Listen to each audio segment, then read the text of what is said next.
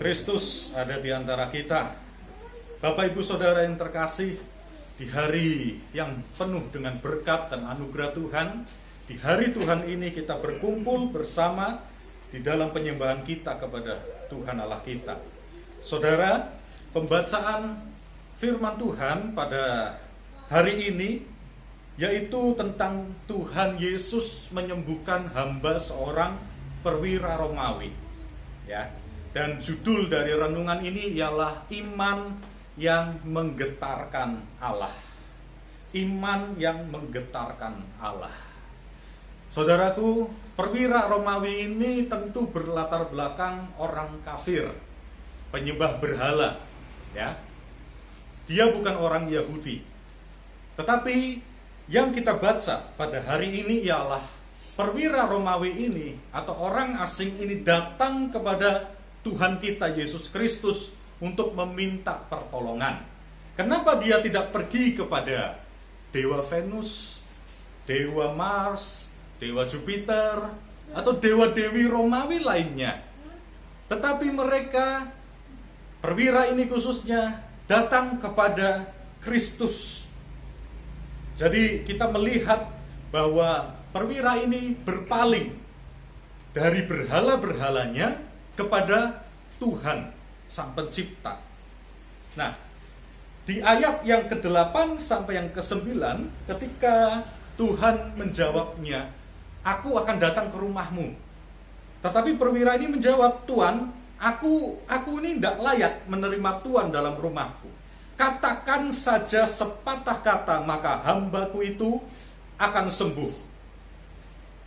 Seolah-olah Bapak Ibu Saudara, perwira ini memberikan pengakuan. Seolah-olah perwira ini berkata kepada Tuhan, "Engkau ini maha kuasa Tuhan. Kalau engkau maha kuasa, engkau tidak perlu harus datang ke rumahku. Cukup katakan satu kata saja, maka semua itu akan terjadi. Karena engkau itu maha kuasa. Engkau maha segalanya." Ya kan? Kalau orang seberang mengatakan kun fayakun, jadi, maka terjadilah. Jadi cukup berfirman saja, cukup bersabda saja Tuhan. Seolah-olah seperti itu. Jadi ini adalah suatu bentuk pengakuan iman.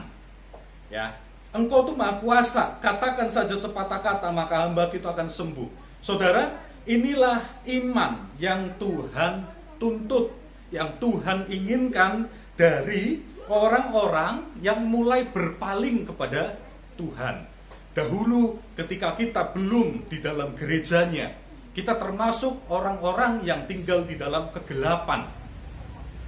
Akan tetapi ketika kita sudah berpaling kepada Tuhan melalui gerejanya, maka Bapak Ibu Saudara, Tuhan menuntut pada waktu itu iman yang demikian. Tuhan ingin kita memiliki iman yang mengakuinya sebagai Allah yang maha segalanya. Sama seperti di dalam Matius pasal 9 ayat 28 sampai yang ke-29, itu dikatakan Bapak Ibu, ketika Tuhan mau menyembuhkan 2 orang buta, Tuhan bertanya, "Percayakah engkau kalau aku ini dapat melakukannya?" Kata mereka, "Ya Tuhan, kami percaya." Lalu Yesus menjamah mata kedua orang buta itu dan berkata, "Jadilah padamu menurut imanmu." Nah, kita akan belajar dari iman perwira ini. Kalau kita memiliki pergumulan, permohonan, permintaan, maka mari kita teladani iman dari perwira ini agar sekiranya Allah berbelas kasih dan mengabulkan permintaan kita. Yang pertama, miliki keyakinan yang teguh, kuat, dan tulus untuk menyatakan pengakuan kita akan kemahaan Tuhan. Ya, Tuhan itu maha segalanya, kecuali mahasiswa. Ya, dia maha kuasa, maha hadir, dia maha melihat, dia maha segalanya. Kita akui itu Bapak Ibu Saudara di hadapan Tuhan ketika kita mau datang kepada Tuhan. Sama seperti perwira ini. Dan di dalam Markus pasal yang ke-11 ayat yang ke-23 akan saya bacakan bagi saudara. Dikatakan oleh Tuhan bahwa Aku berkata kepadamu, sesungguhnya barang siapa berkata kepada gunung ini, beranjaklah dan tercampaklah ke dalam laut, asal tidak bimbang hatinya, tetapi percaya bahwa apa yang dikatakannya itu terjadi, maka hal itu akan terjadi baginya. Bapak Ibu, iman yang teguh itu berarti tidak bimbang. Dan Tuhan sudah berkata, kalau engkau memiliki iman yang teguh, engkau juga dapat berkata kepada gunung ini, pindah, maka gunung itu akan pindah. Dan itu terjadi di Mesir, ya, mukjizat berpindahnya gunung Mokatam. Saya tidak perlu menceritakannya di sini, terlalu panjang, nanti Bapak Ibu bisa searching saja. Nah, iman yang memindahkan gunung adalah iman yang menggetarkan Allah. Oleh karena itu Allah bahkan mengabulkan permintaan orang-orang beriman itu, asal dikatakan tidak bimbang. Nah, kebanyakan kita kan kadang ragu, kadang bimbang, ya kan? Kita sudah berdoa demikian, amin, tetapi kita masih berpikir, benar enggak ya, terjadi enggak ya, Tuhan, tolong Tuhan. Ya. Yakobus pasal 1 ayat 6 sampai yang ke-7. Saya akan bacakan untuk saudara. Yakobus pasal yang pertama ayat yang ke-6 sampai yang ke-7. Rasul suci mengingatkan kita akan hal soal kebimbangan ini. Hendaklah ia memintanya dalam iman dan sama sekali jangan bimbang. Sebab orang yang bimbang sama dengan gelombang laut yang diombang-ambingkan kian kemari oleh angin. Orang yang demikian, orang yang bimbang, janganlah mengira bahwa ia akan menerima sesuatu dari Tuhan. Orang yang bimbang jangan mengira kalau dia akan dikabulkan doanya. Oleh karena itu, kita harus bebas dari kebimbangan, keraguan, ya. Dan bimbang itu juga berkata tentang bermuka dua. Di hadapan Tuhan berkata A, namun setelah berdoa amin, dia berpikiran B. Artinya dia ragu terhadap kekuasaan, kemahakuasaan Tuhan. Jadi orang yang bermuka dua pun jangan dia mengira dia akan mendapatkan apa yang dia doakan. Ya. Kemudian itu yang pertama, miliki iman yang teguh. Lalu yang kedua, Bapak Ibu Saudara, miliki iman yang rendah hati. Ya, di ayat yang ke-8 dikatakan, Tuhan, aku tidak layak menerima Tuhan di dalam rumahku. Ini bukan basa-basi, tetapi ini adalah perkataan wujud ketidaklayakan, wujud kerendah hatian, di mana perwira ini menyadari dengan penuh, aku itu tidak layak untuk menerima Tuhan yang maha segalanya di dalam atap rumahku. Iman yang teguh dan tulus, Bapak Ibu, itu akan beriringan dengan iman yang rendah hati. Ya, iman yang kuat, yang teguh dan tulus, dia bergandengan, berhubungan erat dengan kerendah hatian. Di mana ada kemahakuasaan Tuhan, di situ ada ketidakberdayaan manusia. Ketika kita mengakui Allah kita itu maha segalanya, di situ juga kita sedang mengakui bahwa Tuhan, aku ini tidak berdaya tanpamu. Aku ini tidak layak menerima mukjizat, menerima pertolongan. Justru sebaliknya Tuhan, aku ini layak untuk dihukum. Aku layak untuk dihina, aku layak untuk diinjak-injak. Oleh karena itu kita orang ortodoks selalu berdoa, Tuhan kasihanilah, Kyrie eleison, Gospodi pomilui. Tuhan kasihanilah. Bukan karena kita tidak percaya kalau Tuhan sudah mengasihani kita, melainkan doa ini yang sederhana ini, Tuhan kasihanilah, itu adalah pernyataan ketidaklayakan kita terhadap belas kasih Allah. Disitulah kerendah hatian kita. Dan Tuhan merendahkan orang yang tinggi hati, tetapi justru meninggikan orang yang rendah hati. Nah, saudaraku yang terkasih, Jana Suci Theodora, seorang rahibah yang hidup pada masa abad ke-4 atau abad ke-5, pernah berkata demikian. Ada seorang pertapa rahib yang dikaruniai Allah karunia untuk mengusir setan. Dan dia, si pertapa rahib ini bertanya kepada setan yang dia usir, kekuatan apa yang mendesak engkau sehingga engkau pergi? Apakah puasa? Iblis menjawab, aku tidak makan. Apakah berjaga-jaga? Maksudnya berjaga-jaga itu doa semalam suntuk, tidak tidur gitu. Iblis menjawab, aku tidak tidur. Apakah keterpisahan dari dunia? Yang dimaksud adalah kehidupan biara di monasteri. Ya, orang-orang rahib itu adalah orang-orang yang sudah meninggalkan keduniawian, terpisah dari segala jenis keduniawian. Iblis menjawab, aku tinggal di padang gurun.